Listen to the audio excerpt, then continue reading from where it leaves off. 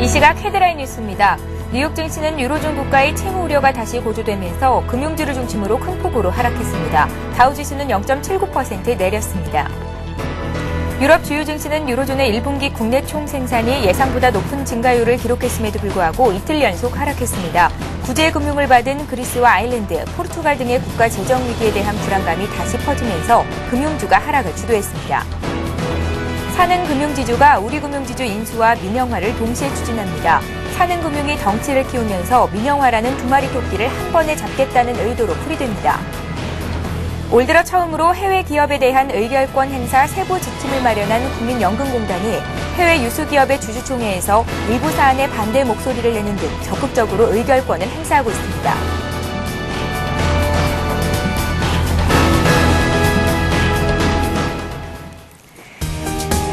시청자 여러분 안녕하십니까. 굿모닝 대박 예감 3부 시작합니다. 지난 주말 마감됐던 뉴욕 증시 정리하고 오늘장 꼼꼼한 투자 전략 세워보는 시간입니다. 오늘의 대박 전략 역시 김성난 대표 그리고 정태근 전문가 자리에 모셨습니다. 안녕하세요. 네, 반갑습니다. 예. 네, 코스피 지수가 3주째 숨고르기를 하고 있는데요. 지난 금요일 코스피가 또 한 번 하락을 했습니다.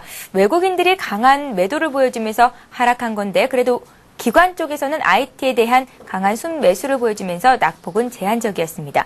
지난 한 주간 외국인과 기관이 코스피 시장에서 가장 많이 담았던 종목부터 정리를 해보고 시작하도록 하겠습니다. 네, 지난 한 주간 그 외국인과 기관이 코스피에서 가장 많이 매수한 종목들과 매도한 종목들을 살펴보도록 하겠습니다. 자, 외국인은 KB금융 그리고 하이닉스, 신한지주, GS건설, 삼성증권으로 주로 은행과 또 그 증권주 이렇게 좀 쏠리는 현상이 있었다라고 좀 보여질 수 있을 것 같고요.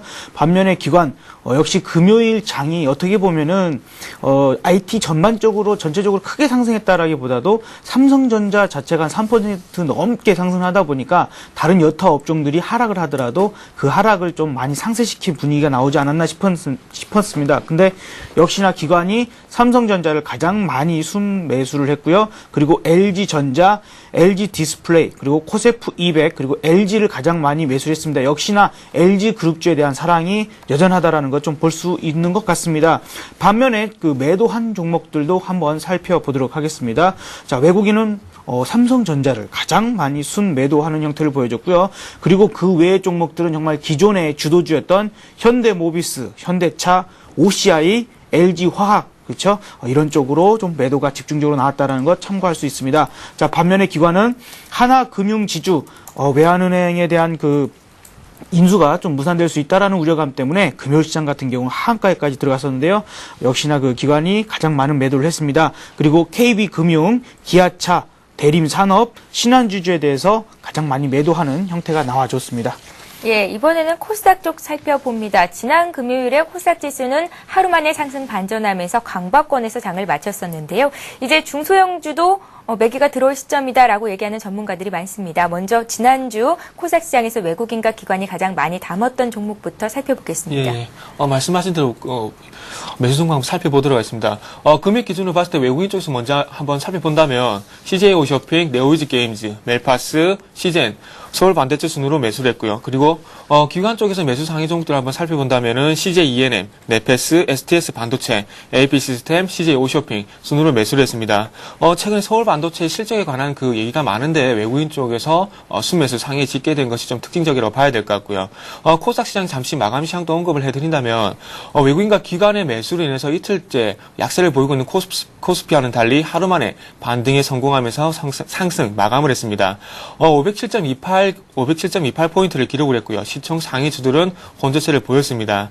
터치스크린 패널 업체인 멜파스, 토비스 같은 관련주들이 강세를 보였고요. 특징주로는 서울제약이 상한가로 마감을 했는데 급성 폐 질환으로 국내 첫 사망자가 나왔다는 소식이 영향을 받은 것으로 보입니다. 예, 자, 이번에는 오늘 국내 증시에 영향을 미칠 만한 글로벌 증시 마감 상황 체크해 보겠습니다. 지난 주말에 미국 증시가 하락했고 유럽 증시도 약세를 보였는데요. 미국 쪽에서 나온 경제 지표는 시장의 예상치에 부합되는 혹은 개선된 결과를 내놨지만 유로존 위기가 재부각된 것이 지수 하방 압력을 가했습니다. 정리 부탁드릴게요. 예. 먼저 유럽 증시부터 말씀드리겠습니다. 예. 유럽 증시 같은 경우에 조금 상승 출발을 했습니다. 어떤 그 독일의 GDP 그리고 유로존의 GDP가 호재가 되면서 상승 출발했는데 장막판 쪽에는 조금 그 하락 마감하면서 하락 전환하면서 마감을 했습니다. 그래서 조금은 아쉽다고 말씀드려야 될 것 같은데 세계적인 미디어 그룹인 프랑스의 비벤디 등 기업들의 실적 향상과 예상치를 상회하는 독일의 GDP 발표로 인해서 상승 출발을 했습니다. 상승세를 이어가던 유럽 증시 같은 경우에 예상치를 상회한 유로존 GDP 발표에도 불구하고 하락 전환했습니다. 경기 회복에 대한 기대감도 있었지만 그와 반대로 그리스, 아일랜드, 포르투갈 등 국가들의 재정 악화 위기가 재부각이 되면서 하락 마감을 했습니다. 그래서 특히 금융주가 특히 그 재정 악화 위기가 다시 고조가 되면서 은행주들이 좀 약세를 보였다는 것이 또 특징적인 부분이라 말씀드려야 될 것 같고요. 그래서 GDP 발표에 대해서 조금 언급을 좀 먼저 호재에 대해서 언급을 해드린다면 독일 연방통계청 발표에 따르면 지난 1분기 국내 총생산 GDP는 전년 동기 대비 5.2% 증가했다고 발표했습니다. 예상치인 4.5%를 증가하는 수치고요. 20년 전 통일 이후 최대폭의 증가율이라고 합니다. 전분기 대비로도 1.5% 증가했고 예상치인 0.9%를 상회하는 수준입니다. 수출 증가와 내수 소비 활성화가 긍정적인 GDP를 발표하는 데 영향을 준 것으로 발표가 되고 있고요. 그리고 그 독일과 프랑스의 GDP가 긍정적으로 발표가 되면서 아울러 1분기 유로존 GDP도 전분기 대비 0.8% 증가하면서 예상치인 0.6%를 상회하는 수치가 상회하는 기록을 발표했습니다. 전년 동기 대비 2.5% 성장하면서 역시 예상치인 2.2%를 상회를 했고요. 아일랜드와 스페인은 긴축 정책에도 불구하고 시장 예상치를 뛰어넘는 독일과 프랑스의 성장이 견인을 했습니다. 그래서 이런 부분이 호재가 됐지만 장막판에 또 악재가 됐던 부분이 다시 한번 부채 문제가 부각이 됐습니다. 그래서 그런 부분을 말씀드린다면 국제통화기금 IMF가 그리스, 아일랜드, 포르투갈 등 유럽 주변국을 덮친 재정위기가 유럽 중심국과 신흥, 동부 유럽국으로 퍼져나갈 수 있다는 지적이 악재가 됐습니다. 최근 유럽 경제 보고서를 통해서 위기가 유럽 중심국을 넘어 신흥, 유럽까지 퍼지면 실질적으로 경기에 부담을 주는 리스크를 남길 것이라는 분석이 제기가 됐습니다. 그래서 특히나 그리스에 대한 우려가 점차 높아지고 있는데요. 지난주 이 시간에도 그리스에 대해서 한번 얘기를 드렸는데 다시 한번 또 그리스가 좀 악재가 되는 모습입니다. 그리스가 3,270억 원의 유로 채무를 상환하지 못하고 채무 구조조정에 돌입할 수 있다는 전망이 나오고 있습니다. 그래서 이런 부분이 좀 악재가 되고 있고요. 그걸 아울러 유럽연합 집행위원회가 이날 올해 EU 인플레이션 전망을 2.2%에서 2.5%로 상향을 했습니다. 그래서 유럽중앙은행이 금리 인상을 할 가능성도 있다는 부분도 좀 악재가 됐다 이렇게 보셔야 될 것 같습니다. 그래서 유럽 같은 경우에는 방금 말씀드린 대로 기분 좋게 상승 출발했지만은 유로존 부채 문제가 다시 한번 부각이 되면서 하락 마감을 했고요. 이번에는 미국 증시 한번 또 살펴보도록 하겠습니다. 미국 증시 같은 경우에도 그 예상치를 부합하는 CPI 그리고 독일과 유로존의 GDP 개선 소식으로 인해서 상승 출발했습니다. 하지만 상승폭을 확대하지 못하고 상승 출발하고 난 뒤에 바로 하락 전환 마감했다는 것이 조금 안 좋은 부분이고요. 예상치를 소비자 물가지수 CPI 같은 게 예상치에 부합을 했지만 고유가와 높은 식품 가격이 최종 소비재에 전가되고 있는 것으로 확인이 되면서 투자 심리를 위축시키는 요인으로 작용을 했습니다. 아울러 은행주가 또 약세를 보이는데 기술주가 동반적으로 약세를 보였다는 부분도 지수의 부담으로 작용을 했습니다. 하락 전환한 미국 증시 같은 경우에 유로존 국가 채무 우려가 다시 한번 고조되면서 낙폭을 확대하면서 마감을 했습니다. 유로존 부채 문제가 부상하면서 은행업종 그리고 부진한 실적 소식과 야후 악재가 기술주의 악재가 되면서 시장이 하락세를 주도했습니다. 그래서 마찬가지로 기술주가 좀 약세를 보이면서 나스닥 종합지수가 조금 더 하락폭을 확대했다는 좀 부정적인 부분이고요. 유럽 쪽에서 은행주 그리고 미국 쪽에서 금융주 그리고 기술주가 약세를 보인 부분이 좀 우리나라 IT 그리고 은행업종, 금융업종 특히나 악재가 될 가능성이 크다 먼저 말씀을 드리고 싶습니다. 그래서 발표된 지표 CPI 그리고 미시간대 소비심리지수만 말씀을 드리고 마무리를 하도록 하겠습니다. 미국 노동부 발표에 따르면 4월 소비자 물가지수는 전월 대비 0.4% 상승했다고 발표했습니다. 에너지, 식품 같은 변동성이 큰 항목을 제외한 근원 물가지수도 0.2% 상승했고 각각 예상치에 부합하는 모습이었는데 식료품과 연료비 상승이 상승세를 이끌었고요. 세부적으로 봤을 때 가솔린 가격이 3.3% 정도 상승하면서 지수 지표 상승의 절반가량 기여한 것으로 나타났습니다. 하지만 3월달 5.6%에 비해서는 좀 낮아진 수치고요. 식량 가격도 0.4% 상승했지만 전월 대비 0.8% 상승한 것보다 낮아진 수치입니다. 식품과 에너지 가격 상승으로 물가가 오르고 있지만 고용시장이 개선이 되면서 계속해서 0.4%, 0.5% 물가 수준을 유지를 하고 있고요. 특히나 미국 연방제도가 우려할 만한 수준의 물가가 우려되는 부분이 아니라는 것이 조금은 긍정적인 부분입니다. 하지만 정책적으로 봤을 때는 조금 부담되지 않는 수준이지만 그런 최근에 유가 그리고 식료품 가격이 최종 소비자인 일반 국민들한테 전가가 되고 있다는 부분이 조금 악재가 되고 있는 것 같습니다. 그래서 다음 달에도 지속해서 이런 에너지 가격 유가 상승분이 최근에 유가가 하락하고 있는데 얼마만큼 다시 한번 CPI가 하락을 한지도 연준에 금리 정책에 영향을 미칠 것으로 판단이 되고 있습니다. 그래서 마지막으로 로이터 미시간대가 5월 소비자 심리 예비치를 발표를 했습니다. 72.4로 집계가 되면서 4월 69.8보다 상승했습니다. 지난 2월 이후에 최고치를 기록을 했고요. 시장 예상치인 70을 상회하는 수준으로 발표가 되었습니다. 예.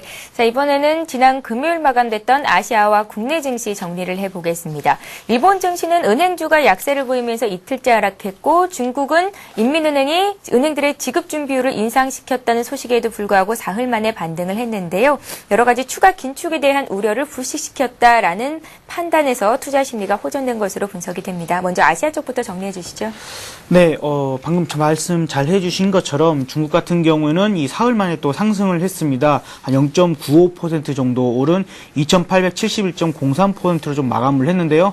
어떤 기습적인 지준율 인상이 오히려 그동안의 이 불확실성, 그렇죠? 긴축이 얼마만큼 크게 나타날지에 대해서 상당히 시장이 불안해했었는데 오히려 지준율 인상이 나와버리다 보니까 오히려 그런 불확실성이 불식되면서 일단은 그런 우려감들이 완화됐다. 그래서 금융주와 또 부동산주 위주로 좀 상승을 했던 부분들이 보여줬습니다. 예. 자, 일본 증시도 살펴보도록 하겠는데요. 일본 증시는 이틀째 그 내리막을 나타냈습니다. 0.7% 내린 9,648.77포인트 정도로 마감을 했는데요. 일단 철강업체인 JSW 같은 경우 이익이 급락이 예상되면서 4.9% 좀 크게 하락을 했고요. 또한 그 방금 말씀하신 대로 은행주들이 좀 많이 밀렸는데 그 이유가 일본 그 정부가 후쿠시마 원전 운영사인 도쿄전력에 대한 은행 대출을 좀 제한을 하면서 일본 2위 은행인 스미파이낸셜. 예, 참 외국 기업들은 어렵습니다. 지난번에 중국 기업 때문에 좀 어렵습니다만. 아무튼 이런 은행주들을 중심으로 해서 크게 좀 밀렸다라는 부분이 일본 시장을 더 끌어내리는 요인이 됐습니다. 자, 이제 국내 시장도 좀 살펴보도록 하겠는데요. 최근에 이제 좀 많은 걱정들이 있으실 것 같습니다.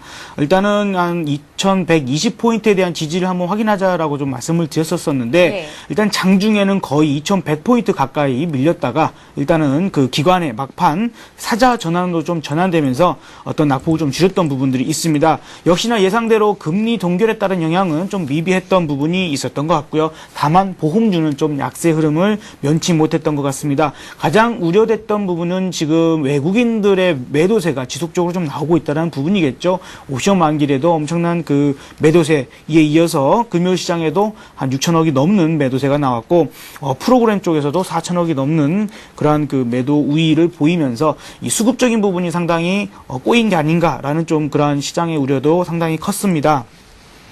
자, 일단은 제가 상당히 걱정하고 있는 그런 시장이 어떻게 보면 금요일날 연출된 부분들이 있어요. 대다수의 업종들이 다 밀리는데 시총 1위인 삼성전자를 3% 넘게 급등을 시켜버리다 보니까 이 부분이 어떻게 보면 시장의 그러니까 겉보기와는 좀 다르게 내용상으로 알고 보면은 참 상당히 어려운 시장임에도 불구하고 겉보기로는 그저 한 조금 밀린 정도, 0.12% 정도밖에 안 밀렸다라고 생각할 수 있거든요. 그런 부분들은 우리가 정말 이 시장에서 가지고 있는 그러니까 크게 밀리고 있는 기존의 주도 업종이랄지 또한 이 여타 다른 종목들에 대해서 리스크 관리가 조금 더 필요한 부분이라고 좀 여러분들께서 생각을 하시는 게 좋겠습니다. 자, 그리고 현대차, 기아차 같은 경우에도 외국계의 매도세가 좀 크게 나오면서 이틀째 계속 약세를 보이고 있고요. 무엇보다도 지금 하나금융에 대한 부분들, 그리고 외환은행과 이 주가 흐름이 상당히 크게 엇갈렸습니다만, 하나금융은 외환은행 인수 무산 가능성 때문에 하한가에 들어갔고요. 외환은행은 반대로 12%가 넘는 상승세를 보여줬는데, 일단은 하나금융 같은 경우가 지금 하한가에 들어갔는데, 그런 부분이 어떻게 보면은 과거 2009년에 효성이 하이닉스를 인수하겠다라는 그런 의지를 밝히면서 단독으로 인수 의향서를 제출했다가 그 다음날 점 하한가였나요? 어떻게 이렇게 하한가를 맞던 부분이 있습니다. 제가 볼 때는 그때의 흐름하고 거의 비슷한 양상이 나오지 않을까라고 좀 보여지기 때문에요. 효성의 그 주가 흐름을 2009년 하반기의 흐름을 좀 보시면서 그때와 좀 비교를 하시면서 좀 대응을 하셨으면 좋겠습니다. 일단은 그 기업 가치나 이런 부분들을 따져놓고 봤을 때 하나금융에서 하한가까지 들어가는 건 조금 과한 부분이 있다. 다만 투자 심리가 상당히 크게 위축됐기 때문에 그것이 바로 아주 그 제자리로 바로 들어 올려놓지는 못할 것 같고요. 그러한 부분에 있어서 어떤 추가적인 하락이 좀 나온다거나 혹은 반등이 나올 때 여러분들께서 조금은 잘 대응을 하시는 게 좋겠다라고 좀 보여집니다. 그리고 메리츠 금융지주가 재상장을 했는데 재상장 첫날 하한가 들어갔다는 부분, 일단은 이 시장 상황이 좋지 못한 부분 때문에 좀 그러한 영향을 같이 받았던 것 같습니다. 자, 코스닥 시장은 강세를 보였습니다. 저희가 이런 부분들을 많이 말씀을 몇 번 드렸는데, 시장 자체의 중소형주, 그리고 코스닥 쪽에서의 어떤 흐름들이 좀 더 좋아질 것으로 예상을 했고, 그 부분에 있어서 일단은 수급적인 부분에서도 외국인과 기관의 양매수가 들어오는 부분이 이 코스닥 시장에 조금 상대적인 그 코스피에 대한 상대적인 강세를 좀 끌어낸 것이 아닌가라고 보여지고요. 업종적으로는 터치스크린 관련된 이 패널주 쪽이 좀 강세를 보였다라는 점, 그리고 유비트론이 유상증자 성공 소식에 나흘째 상한가를 가고 있고요. 삼양옵틱스가 어닝 서프라이즈의 강세를 나타내고 있는 흐름들이 나타났습니다. 예, 이렇게 해서 아시아 쪽도 함께 정리를 해봤고요. 지금 시각이 8시 15분인데요. 개장을 한 45분 정도 앞둔 가운데 오늘 각 증권사들은 어떤 리포트들을 내놓고 있는지 그 내용 살펴보고 가겠습니다.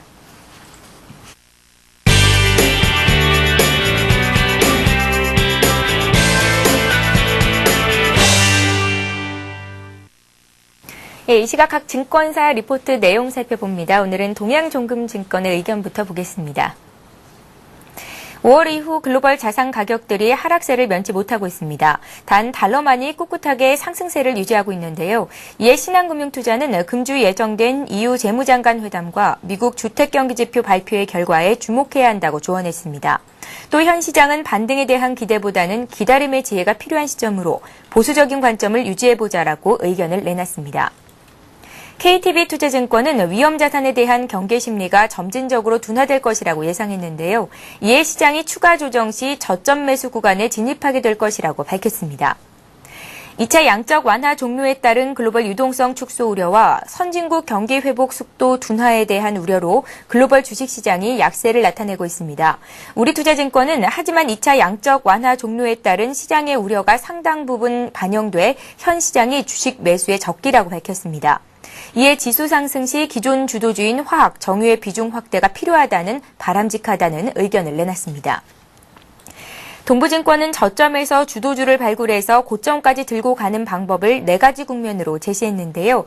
제1국면으로는 매출 확대로 수요 회복을 확인한 후 수익성 상승 여부로 헤게모니 사업자 여부를 판단하기, 제2국면으로는 기업의 헤게모니 유지 여부를 판단해서 주도주 투자 기간 정하기, 제3국면으로는 헤게모니 상실 판단 시 투자 대상 제외를 제시하기, 했는데요. 마지막 정리 단계인 4국면에서는 다시 제1국면 신호가 나타나기 전까지 관망하자는 방법론을 제시했습니다.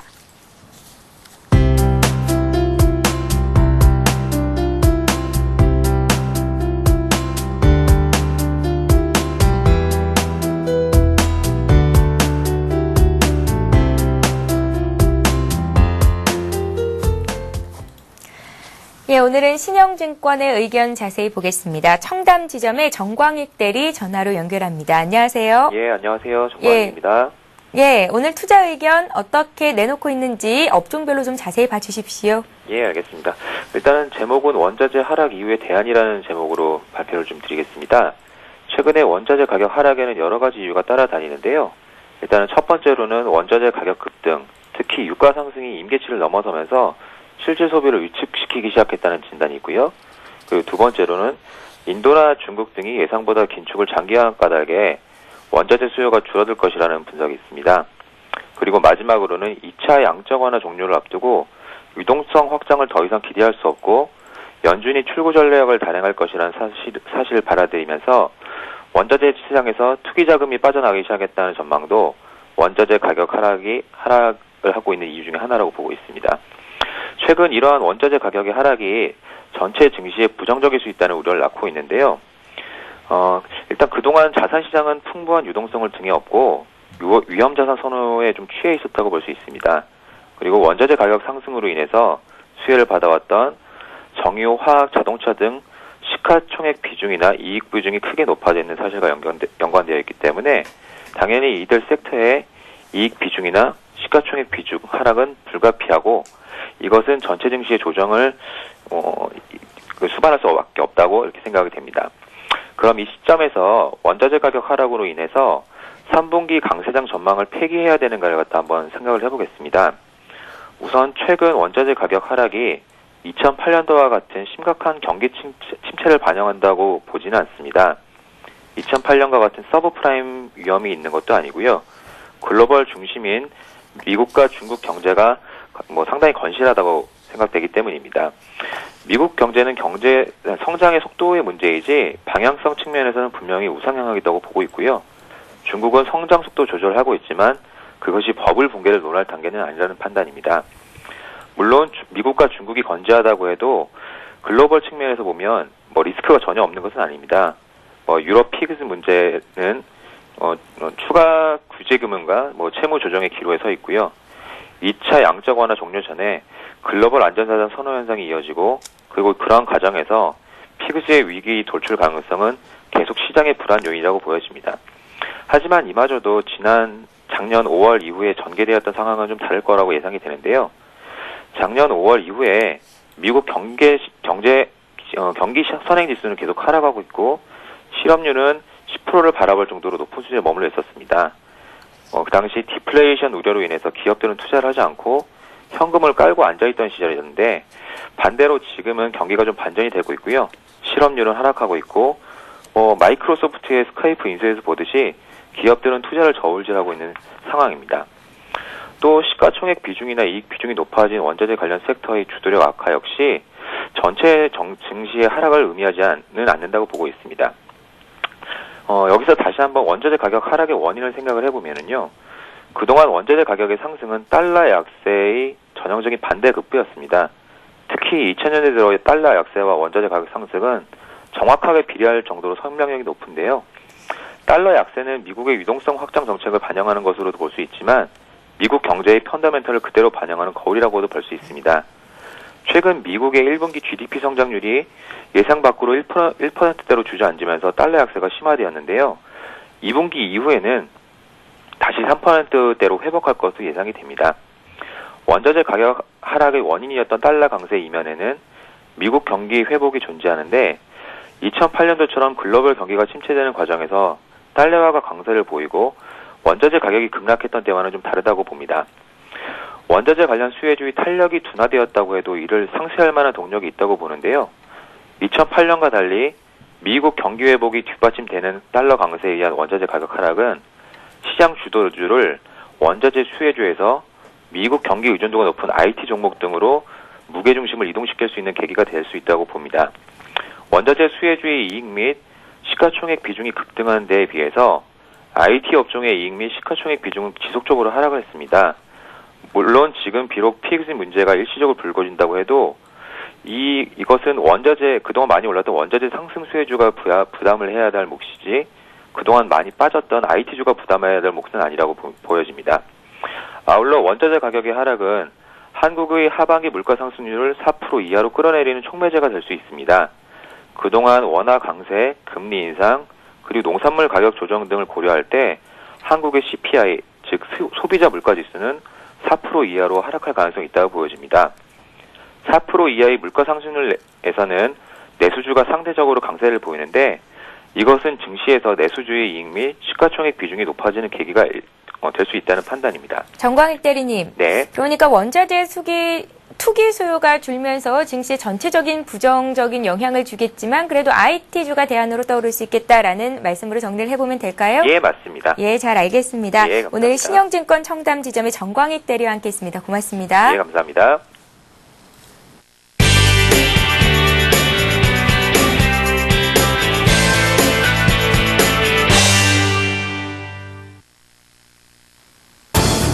잠시 후 8시 50분 서울경제TV 투자 손자병법이 개장 10분 전에 여러분을 찾아갑니다. 지난주에는 큰 이슈들이 많았습니다. 지수 하락 요인이 되기도 했었는데요. 코스피가 상대적으로 부진한 흐름을 보여줬습니다. 외국인들이 계속해서 매물을 내놓으면서 시장에 압박을 가했고요. 그나마 기관 쪽에서 전기전자 업종에 대한 관심을 보이면서 지수의 하락을 막았습니다. 코스닥의 상대적 강세 언제까지 이어질 수 있을지도 잘 살펴봐야 되겠습니다. 변동성이 조금씩 커지고 있습니다. 투자하기 상당히 애매해지고 있는데요. 저희가 확실한 전략을 세워드리도록 하겠습니다. 저는 잠시 후 8시 50분에 투자 손자병법에서 다시 찾아뵙겠습니다. 예, 계속해서 오늘의 대박 전략 이어가겠습니다. 구체적인 투자 전략을 세워야 할 시간이 왔는데요. 8시 24분이고요. 개장을 한 36분 정도 앞두고 있습니다. 김성남 대표님. 먼저 2120선 지지 여부를 확인해보자라고 말씀을 해주셨었는데 그래도 지수가 2120까지 올라와서 장을 마쳤었거든요. 자, 일단은 그런 부분과 함께 이제 제가 오늘은 좀 기술적 분석상의 여러 가지 부분들 조금 짚어드리려고 하고요. 예. 이전에 이제 먼저 말씀드릴 것은 지금 현재 상황 자체가 일단은 금융시장 같은 경우에도 금통의 금리 결정이라는 부분이 어떻게 보면 아주 중요한 이슈, 그러니까 이벤트임에도 불구하고 큰 영향 없이 지금 그 대외의 어떤 변수, 이런 악재들 때문에 시장에서 우리 증시뿐만 아니라 글로벌 증시가 전반적으로 크게 흔들리고 있는 상황이라는 거죠. 그런 부분들에 따라서 이 상당히 그러한 이슈에 민감하게 반응하고 있는 외국인들의 수급이 지금 현 상태에서는 아주 좋지 못한 상황이 있기 때문에 이번 주 시장을 놓고 보심에 있어서도 좀 중요하게 보셔야 될 부분이 일단은 외국인의 수급, 또 이제 그 수급이라는 부분들을 또 다시 한번 분석하기 위해서 뭐 환율할지 여러 가지 부분들을 또 한번 보셔야 될 겁니다.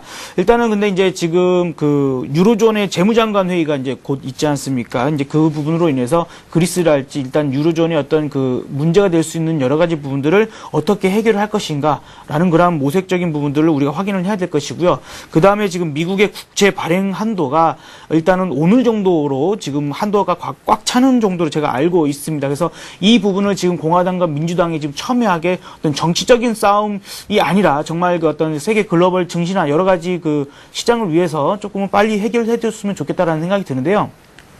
만약에 이 부분이 어떤 정치 싸움으로 인해서 그 딜레이가 될 경우에는 어떻게 보면은 그동안에 채권 발행됐었던 부분에 대해서 이자도 줘야 될 것이고, 그렇죠? 만기가 된 부분에 대해서는 그 되돌려주는 이러한 부분들이 나와야 될 건데, 그런 것들이 나오지 못한다 그러면 이 단기적인 어떤 디폴트 현상도 살짝 나올 수 있는 부분들, 그러니까 그것이 꼭 나오겠습니까? 사실 안 나올 텐데 그러한 부분들을 시장에서는 우려를 하고 있다는 거죠. 그런 불확실성들이 현재도 좀 존재하고 있다는 것들 여러분들께서 좀 참고를 하셔야 되겠고요. 이제 그러한 부분 때문에 그런지 몰라도 일단 오바마 대통령이 지금 재선에 또 어떻게든 성공하기 위해서는 이 물가 부분이랄지 경제 부양이랄지 여러 가지 부분들을 해결해야 될 부분들이 상당히 많겠죠. 그러다 보니까 지금 이 고유가를 해결하기 위해서 알래스카의 원유를 증산하고 또 멕시코만의 개발을 확대하는 등 이런 지시들을 좀 내렸고, 또한 이 석유 시장의 투기와 그 담합을 좀 뿌리 뽑기 위해서 특별 조사팀을 구성을 해가지고 발동을 하기 시작을 했습니다. 반면에 중국은요, 경유 수출 금지 조치를 내렸거든요. 이런 부분들이 지금 유가 어떤 그 시장에 어떤 식으로 지금 작용을 할 것인가, 이런 부분들도 조금은 이제 변수가 상당히 많기 때문에 현재로서는 이렇게 될 것이다, 저렇게 될 것이다라고 좀 속단하기는 이르다라고 좀 생각이 들기 때문에 주가가 움직이는 대로 이 기술적 분석에 맞춰서 지금은 어떤 그 대응을 하시는 게 오히려 맞겠다라고 좀 보여집니다. 일단은 이 미국 시장에서는 좀 인플레에 대한 그 압력을 국제 상품 가격 하락으로 좀 막아보려고 하는 분위기가 연출되기 때문에 과연 이제 그것이 먹혀 들어갈지 좀 살펴봐야 되겠고요. 그래서 지금은 이제 어떤 상황적인 부분들을 우리가 예상을 한다고 해서 그것이 그대로 되지는 않을 수도 있기 때문에 일단은 철저하게 내 비중과 내 계좌를 조금 살펴봤을 때 기술적인 분석상에서 대처하는 게 더 낫겠다라고 좀 보여집니다. 일단 제가 준비한 화면을 좀 보고 싶은데요. 일단은 외국인들이 그동안에 우리나라 시장에서 가장 많이 매도를 했던 날들이 지금 이 1위부터 이렇게 쭉 나오고 있는데, 지난 5월 12일 목요일, 그러니까 옵션 만기일이죠. 이때까지 보면 한 8번째로 가장 많은 그 매도를 보인 형태입니다. 그때 9,900억이 넘는 매도를 보여줬고요. 그 이전에 1조 원이 넘는 매도세를 좀 보여줬었는데요. 자, 그 다음 화면을 좀 보도록 하겠습니다. 이러한 그 외국인들의 대량 매도가 나온 이후에 그림이 좀 작아서 좀 보이실지 모르겠는데요. 이러한 그 매도가 나온 이후에 평균적으로 보면은 2010년 11월 11일 같은 경우도 1조 3천억의 좀 매도가 나왔습니다. 그 이후로 한 11일 내지는 13일 경으로 이내에 일단은 하락세가 조정이 조금 더 나오고 혹은 반등을 했다가도 다시 되밀리는 현상이 11일에서 13일 내에 거의 마감이 되고 다시 상승 전환하는 흐름이 대체적으로 나왔습니다. 자, 그렇기 때문에 일단은 우리가 외국인들의 대량 매도 이후에 그 어떤 평균적인 기술적 분석상에서 나타났을 때 이러한 흐름들이 좀 나아졌다는 걸 참고를 하셔가지고 우선적으로 이 5월 장세가, 그래서 제가 지난번에도 개파락을 하고 20일 이동평균선을 깨고 내려갔을 때 한 2주가 좀 넘는 조정세가 좀 나올 수 있다라는 부분들을 먼저 말씀을 드렸는데 그에 해당하는 좀 자료가 좀 올라와가지고 제가 여러분들께 좀 소개를 시켜드린 부분이 있겠습니다.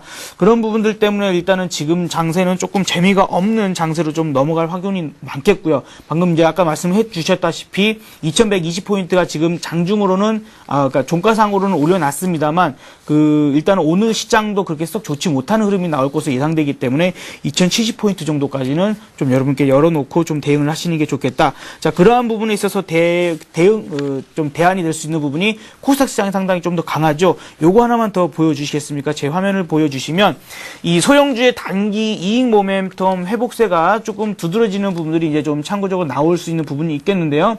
요 부분에 있어서 좀 잠깐 안 보이는 것 같은데요. 자, 보이시나요? 예, 대형주, 중형주, 소형주 부분에서 소형주가 월등하게 앞서고 있다. 자, 그렇기 때문에 지금 시장에서는 좀 소형주 쪽의 접근이 나름대로 좀 대안이 될 수 있을 것 같습니다. 예, 잘 알겠습니다. 자, 이번에는 정태근 전문가 오늘장 투자 전략 어떻게 세우실지 얘기 들어보겠습니다. 예. 일단은 그 기술적으로 밴드를 2115포인트에서 2190포인트 정도 설정을 해야 되는데, 어쨌든 김성남 전문가님께서 말씀하신 2120, 그리고 제가 말씀드린 2115포인트까지 왔습니다. 예. 근데 아직까지는 좀 시장이 불안하다 말씀드려야 될 것 같고요. 그래서 금요일날 조금 아래꼬리를 달긴 했지만, IT 업종의 매수가 유입이 되면서 지수를 방한 수준으로 지금 저는 판단하고 있습니다. 그래서 아직까지 1차 매수에 시장 대응을 하시라는 말씀 드리고 싶지 않고요. 그런 부분이 기술적으로 설명이 되지 않는데 왜 그렇게 말씀드리냐면, 일단 유로존 위기가 다시 한번 재부각이 되고 있습니다. 이런 부분이 대세 하락으로 전환되지 않겠지만 시장 불안 요인으로 작용을 하기 때문에 외국인의 수급에 악영향이 될 가능성이 크다는 겁니다. 금융 시장에서도 유럽 그리고 미국 시장에서 악재가 됐기 때문에 오늘 금융 시장에도 악재가 충분히 될 수 있을 만한 요인이라고 말씀드리고 싶습니다. 그래서 시장보다는 종목에 집중하자 말씀드리고 싶고요. 화면 잠시만 여기서 짧게 하고 마무리를 하도록 하겠습니다. 일단은 그 유로존 위기도 마찬가지지만 오늘 저녁에 유로존 재무장관회의 결과 발표가 좀 분기점이 되겠지만 미국 쪽에서는 마찬가지로 16일 날 오늘 발표되는 엠파이어 제조업지수, 그리고 17일 날은 신규 주택 착공 건수, 그리고 산업생산, 그리고 19일은 기존 주택 판매 건수, 경기 선행지수, 주간 신규 실업수당 청구 건수 이렇게 확인하시라는 말씀드리고 싶습니다. 특히나 엠파이어 그 제조업 지수 같은 경우에는 뉴욕을 중심으로 한 미국 동부 지역 제조업 경기 동향을 확인하는 ISM 제조업 지수 선행 지표 역할을 합니다. 그래서 봐야 되고요. 그리고 주택 지표 같은 경우에 최근에 경기 그리고 고용 지표는 개선이 되고 있지만 주택 경기는 계속해서 바닥을 확인하고 있는지 중요하게 또 체크해야 될 요인이라 말씀드리겠습니다. 그래서 마지막으로 관심 종목만 좀 말씀을 드리고 마무리를 하도록 하겠습니다. 삼성전기, 호텔신라, 삼성테크웨이, 만도, LS, 백산에 좀 관심을 가져보라 말씀드리고 싶고요. 호텔신라 같은 경우 지난주 금년을 추천했던 종목인데 조금 지속해서 전략에 대응하시고요. 삼성전기 그리고 삼성전기 같은 경우에는 바닥이 지금 현재 올라오고 있기 때문에 계속해서 매수 조건이 가능하다. 그래서 시장보다는 종목이기 때문에 IT 업종 중에서도 LED 쪽에서 한번 관심을 가져보자 이렇게 말씀드려보겠습니다. 예, 이번에는 오늘의 관심 종목 들어보겠습니다. 김성현 대표님. 네, 일단 오늘 좀 짧게 말씀드려야 될 것 같은데요. 휠라코리아 좀 말씀드리고 싶고요. 국내 성장성이 안정되고 있고 미국에 대한 실적이 한 90%가 넘는 그러한 그 실적이 대폭 개선되고 있다는 것 좀 참고를 하셨으면 좋겠습니다. 자, 바로 차트로 넘어가세요. 자, 매수가는 그래서 지금 이제 주가 흐름이 다시 되돌려지고 있는 흐름이 나오고 있는데 20일 이동 평균선 정도까지 밀린다면은 한 74,500원 정도에 분할적으로 매수를 해 보시고요. 목표가는 84,000원 정도까지 좀 높게 제시를 해 드리도록 하겠습니다. 1차적으로 한 81,000원 정도에서 거쳐갈 수 있기 때문에 단기적으로 보신 분들은 그 정도에서 한번 차익실을 해보는 것도 좋겠다라고 보여집니다. 자, 손절가는 7만 원으로 좀 짧게 제시를 해 드리도록 하겠습니다. 예, 김성현 대표님 오늘장 관심 종목 휠라코리아였는데요. 짧게 보실 분들은 목표가 81,000원 정도 잡고 가보자 하셨으니까 매수하실 분들은 체크해 보시기 바라겠고요. 자, 이번에는 정태근 전문가 오늘의 관심 종목 들어보겠습니다. 예. 오늘 제가 가지고 나온 종목은 인탑스입니다. 휴대폰 케이스 전문 제조업체고요. 그래서 주 매출처가 삼성전자입니다. 갤럭시 S 휴대폰 케이스를 독점적으로 공급하고 있기도 하고요. 갤럭시 SE에서 갤럭시 S2에도 케이스에도 물량의 한 50% 이상 공급할 것으로 예상이 되고 있습니다. 그래서 1분기 실적은 좀 좋지 않을 겁니다. 하지만 이런 그 새로운 수주 모멘텀 그리고 제품에 대한 모멘텀이 좀 호재로 작용할 가능성이 크다 이렇게 한번 말씀을 드려보겠습니다. 기술적으로 봤을 때 조금 특징적인 부분 기술적으로 한번 설명을 한번 드려보도록 하겠습니다. 일단은 18,000원 가격대 부분에서 일단은 또 이전처럼 지지력을 보였습니다. 하지만 이전과 틀린 점은 이전 그 3월 중순 같은 경우는 이렇게 3월 중순 18,000원 주가했을 때하고 지금 현재 18,000원 주가할 때와 거래량에서 확연한 차이가 나오고 있다는 겁니다. 그래서 일단 적어도 기술적 반등이 나아질 수 있는 구간입니다. 그래서 수급도 잠시 한번 살펴본다면 지금 현재 수급도 한번 보시면은 어제 같은 게 5월 13일이죠. 지난주 금요일 날 이렇게 수급에 변화가 생겼습니다. 기관 쪽에서 강하게 매수가 유입되고 있는데 특히나 투신 쪽에서 대량의 매수가 들어온 부분이 거래량이 이렇게 발생이 됐다 말씀드리겠습니다. 그렇다면 기술적으로 반등할 가능성이 크다 말씀드리고 싶고요. 매수가는 오늘 19,000원에서 18,500원 정도 한번 설정해 보시는 게 어떻겠나 이렇게 말씀드려보겠습니다. 계속해서 그 매수가를 좀 설정하기 힘든데 조금 시가 기준에서 봐야 되는데 18,500원에서 19,000원. 그리고 마찬가지 손절가는 이전에 뭐 지지력을 보이고 최근에도 지지력을 보였던 18,000원 가격에 설정을 하시고요. 그리고 1차적으로 목표가는 121선 부근에 있는 21,000원에 일단 설정을 해보도록 하겠습니다. 예, 잘 알겠습니다. 자, 이제 마지막으로 시청자분께 한 말씀씩 주시는 시간인데요. 지금 코스피 예상지수를 보니까 미국과 유럽 증시가 하락을 했었죠. 한 8포인트 정도 밀리면서 장을 출발할 것 같습니다. 김성현 대표님, 네. 오늘은 투자하기 앞서서 어떤 말씀 주실 건지 들어보죠. 네, 이제 시장이 어려울수록 정말 어떤 자신만의 투자 매매의 원칙을 좀 지키시는 게 중요하다고 좀 생각이 드는데요. 제가 그 예전에 이제 어려운 시절에 그러니까 투자를 하면서 이 말을 시절이 있으셨어요? 저도 그랬죠. 예. 정말 투자하고 한 2, 3년 후 정도부터 좀 어려운 한번 겪었었는데 그때 그 백범 김부 선생님의 이 말씀을 듣고 머리가 좀 띵한 생각이 들었습니다. 어떤 말이냐면요. 한 가지 진리로 만 가지 변화에 대응한다라는 얘기인데요. 여러분들께서도 어떤 자신만의 매매 원칙을 좀 지키셔가지고 어려운 국면이 있을 때마다 좀 잘 대응하셨으면 좋겠습니다. 예. 명언이시군요. 잘 들어봤고요. 자, 이번에 정태근 전문가 오늘 어떤 말씀 주실지 들어보겠습니다. 네. 제가 드리고 싶은 말씀은 이번 주도 쉽지 않다 이렇게 말씀드리고 싶습니다. 계속해서 미국 쪽에도 주택 경기도 계속 확인이 돼야 되고요. 그리고 특히나 미국뿐만 아니라 유럽 쪽도 일단 오늘 유로존 그 재무장관 회의가 열리는데 어떤 결과가 나올지에 따라서 좀 시장의 분기점이 될 것으로 보입니다. 좀 부디 좋은 결과가 나와가지고 이런 조정이 좀 단기로 마무리가 되는 모습을 나오는지 한번 확인해 봐야 될 것 같습니다. 네, 이번 주에도 역시 여러 가지 지표들이 있기 때문에 잘 체크해보자라는 말씀이셨습니다. 자, 이렇게 해서 오늘의 대박 전략 역시 김성란 대표 그리고 정태근 전문가와 얘기 나눠봤습니다. 고맙습니다. 네, 감사합니다. 서울경제TV에서는 샘플러스 전문가 방송을 진행하고 있습니다. 관심 있는 분들의 많은 참여를 기다리고 있겠습니다. plus.cntv.co.kr 인터넷 접속하셔서 참고하시거나 전화 1577-7451번으로 문의하시면 친절한 상담 받으실 수 있습니다. 자, 굿모닝 대박예감 3부 여기서 마치고요. 저는 내일 오전 5시 50분에 다시 오겠습니다. 고맙습니다.